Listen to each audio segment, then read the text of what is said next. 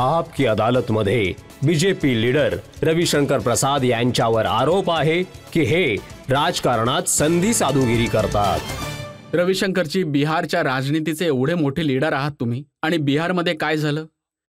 तुम्ही सांगितलं होतं की नितीश कुमारसाठी आमचे दरवाजे बंद आहेत, पण दरवाजा बंद केला आणि कडी लावायला विसरलात आणि मग आले नितीशजी। हे बघा, तुम्हाला हा प्रश्न विचारण्याचा पूर्ण अधिकार आहे। तुम्ही बरोबर बोलता आहात। त्यांनी सांगितलं होतं की मी परत कधी नाही जाणार। त्यांनी सांगितलं होतं की मरण परवडेल, पण मी ह्यांच्यासोबत जाणार नाही। नितीशजी स्वतः खूप प्रामाणिक आहेत। लेट्स बी व्हेरी क्लिअर, प्रामाणिक आहेत ते। लालूजींच्या इथे 5-5 गेट लावलेले होते, समजते तुम्हाला? एक गेट, मुलीचं गेट, मोठ्या मुलाचं गेट, बायकोचं गेट, छोट्या मुलाचं गेट, आणि ते काही करू शकत नव्हते। त्यांची तब्येत खराब झाली, आतून खूप तुटले होते ते।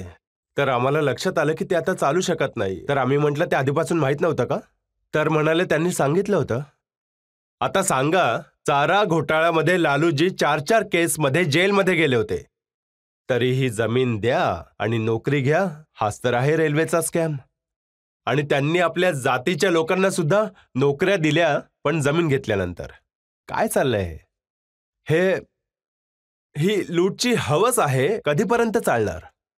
तर बघा, ऐका जरा, तुम्ही नितीशजींबद्दल काय बोलला होता ते सांगतो। तुम्ही सांगितलं, हो मला सगळं माहिती आहे। तुम्ही जेवढं सांगाल त्यापेक्षा जास्तच बोललो होतो मी।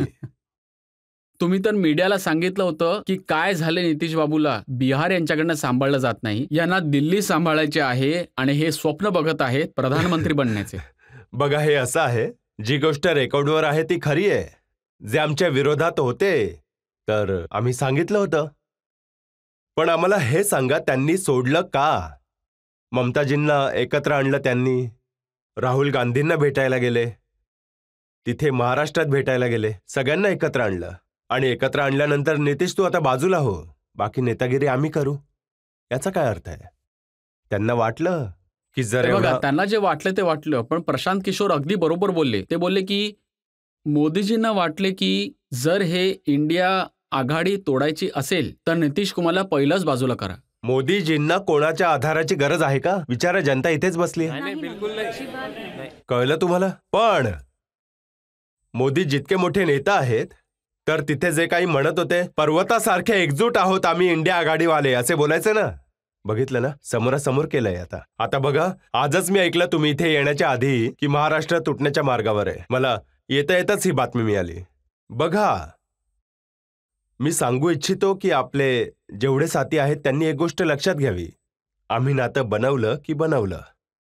जर 14 मध्ये मोदीजींना बहुमत मिळालं तरी पण त्यांच्या मित्रपक्षांना मंत्री बनवलं, 19 मध्ये अजून जास्त बहुमत मिळालं तरी पण मित्रपक्षांना मंत्री बनवलं। याला म्हणतात नातं टिकवणं। इथे बघितलं की नातं कधी बनलं, कधी तुटलं, कधी बिघडलं, काही कळतच नाही मला। आणि हे लोक म्हणतात आम्ही देश चालवू। तेजस्वी यादव तर म्हणतायत की काका काय बोललेच नाहीत, न सांगता न बोलता गपचूप कल्टी मारली, बोलायचं तरी। आता बघा, तेजस्वी यादव लहान आहेत, तर मी माझा स्तर जरा मेंटेन करतो। आता त्यांच्यात आणि त्यांच्या वडिलांमध्ये आणि त्यांच्या काकांमध्ये काय बोलणं झालं हे आम्हाला काय माहित। परंतु मला तुम्हाला एक मोठी गोष्ट रजतजी सांगायची आहे। आता हे तोडणे, जोडणे, मोडून टाकणे हे राजकारण संपलेले आहे। आता विकासाचे राजकारण चालू झालंय। आता देशाच्या जनतेची अशी इच्छा आहे की ज्या नीतीवर चालत आहात त्यावर चाला। नीती, नियत आणि नेता, चांगली सरकार बनवा। चांगलं कराल तर आशीर्वाद मिळेल, नाही केलं तर बाहेर करून टाकू। आता हे जोडतोड करू नका तुम्ही, चांगली गोष्ट आहे ना, देशात व्हायला हवं असं। तुम्हाला म्हणायचं आहे की तुम्ही तेजस्वी यादव बद्दल काही बोलत नाही कारण ते लहान आहेत, तरी पण त्यांच्या विरोधात केसेस टाकायला तर मागे नाही राहत। आता तुम्ही मला कशाला उकसवता आहात? त्यांचं वय किती आहे? किती प्रॉपर्टी आहे त्यांच्याकडे? जरा दाखवा सगळ्यांना, सगळं चार्जशीट मध्ये आहे। ही कुठून आली सांगा? आता ते म्हणतात की आमची दाढी नव्हती आली तेव्हा आमच्याकडे प्रॉपर्टी आली। अहो कसं काय? असं कसं होऊ शकतं? मी सुद्धा या देशाचा एक छोटासा वकील आहे माझ्या साथीदारांनो। एवढी प्रॉपर्टी तर आम्ही कधी विचारच नाही करू शकत। ही कुठून येते सांगा?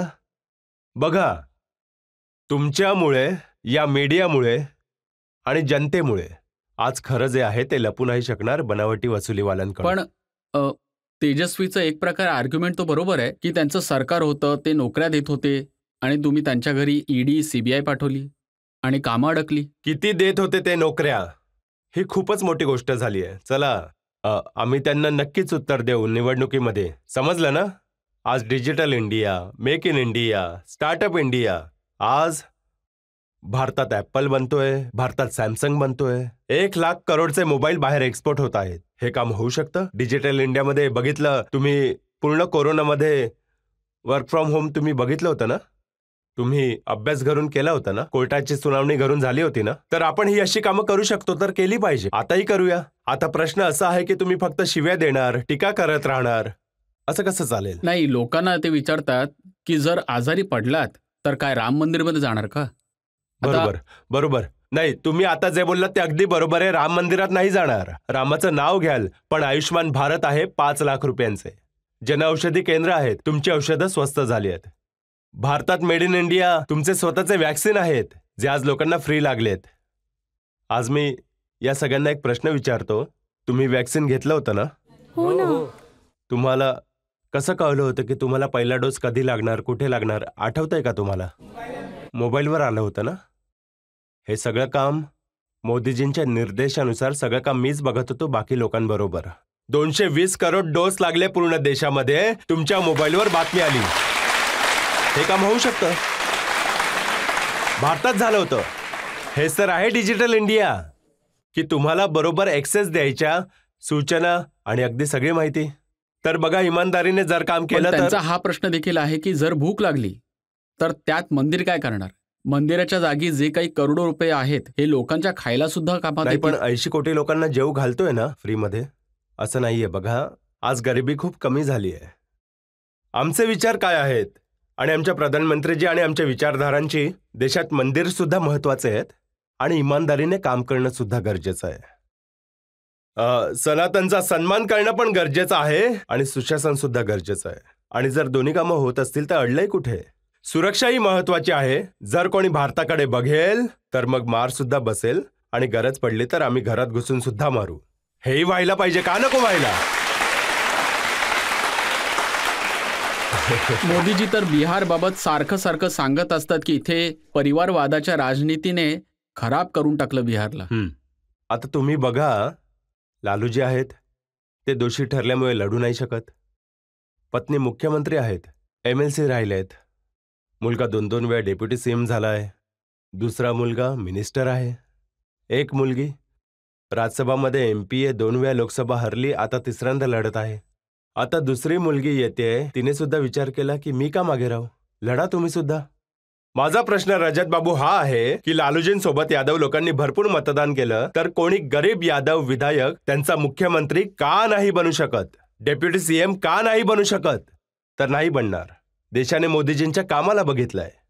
नरेंद्र मोदींच्या नेतृत्वामध्ये भारत कुठल्या कुठे पोहोचला हे देशाने पाहिलंय. दुनियातली 5वी अर्थव्यवस्था बनली आहे हे देशाने पाहिलंय. भ्रष्टाचार होत नाहीये हे देशाने बघितलंय. आणि स्थिर सरकार असते, त्याचा फायदा काय असतो हेही बघूया. एक काँग्रेसच्या बड्या नेत्याने मला सांगितलं की आता बनले आहेत प्रधानमंत्री, 10 वर्ष राहिले आहेत, आता थोडा तरी आराम करा. 12 वर्ष मुख्यमंत्री, 10 वर्ष प्रधानमंत्री. 1 दिवसाची सुट्टी नाही. 1 दिवस म्हणजे 1 दिवस सुट्टी नाही. आता जे त्या दिवशी गेले होते श्रीराम प्रतिष्ठानाला, तर जे मुख्य होते त्यांनी सांगितलं की यांना आम्ही सांगितलं की तुम्ही 3 दिवस व्रत ठेवा. त्यांनी 11 दिवस फक्त नारळाचं पाणी प्यायले आणि बरोबर 11 दिवस ते खाली जमिनीवर घोंगडीवर झोपलेत. आणि सगळ्या देशामध्ये ते सगळीकडे गेले. खूप कठीण काळ होता. त्यांना विचारलं तुम्ही खाऊन घ्या, तर म्हणाले नाही, थोडं तुम्ही मला चरणामृत, त्यानंतरच मी खाऊ शकतो. आता हे आहे तर आहे, तरीही काम करतात, इकडे तिकडे फिरतात, आपले पण करतात, आम्ही लोक बाजूला करतो. तुम्हाला सांगतो रजतजी, देव त्यांना स्वस्थ ठेव. मी आजपर्यंत त्यांना आळस करताना नाही पाहिलं. आपण बघतो, टीव्हीवर बघतात आपण सुद्धा, इथे जातायत, तिथे फिरतायत, विदेशात जातात, देशात फिरतात. तर जो व्यक्ती 4-5 वर्ष केदारनाथ गुफेमध्ये साधना करतो आणि तो जो एवढं करतो म्हणजे नक्कीच त्याच्यात काहीतरी आहे ना. तर आम्हाला गर्व आहे की नरेंद्र मोदींसारखा महान नेता, महान साधक, योग्य नेता देशाचा प्रधानमंत्री आहे आणि हा आपल्यासाठी गर्व आहे.